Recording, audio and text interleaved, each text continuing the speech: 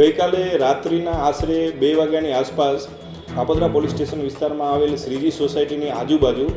એક 7 વર્ષની નાની દીકરી એક રાહદારી વ્યક્તિને મળી આવેલ અને એ રાહદારી વ્યક્તિ પોલીસ સ્ટેશને એ દીકરીને મૂકી ગઈ. દીકરી પૂરતું બોલી શકતી ન હતી, પોતાનું નામ જણાવી શકતી હતી પણ પોતાનું એડ્રેસ જણાવી શકતી નહોતી,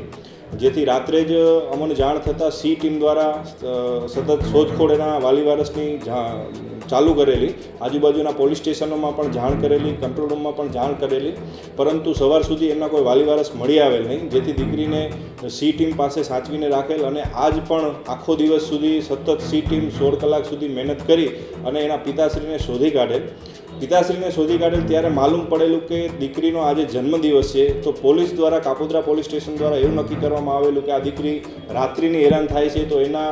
મોઢા ઉપર મુસ્કાન આવે એના માટે બર્થડે એનો જન્મદિવસ પોલીસ સ્ટેશને જ ઉજવવામાં આવે અને એ રીતે એ દીકરીનો આજે જન્મદિવસ કાપોદ્રા પોલીસ સ્ટેશન ખાતે ઉજવવામાં આવે છે.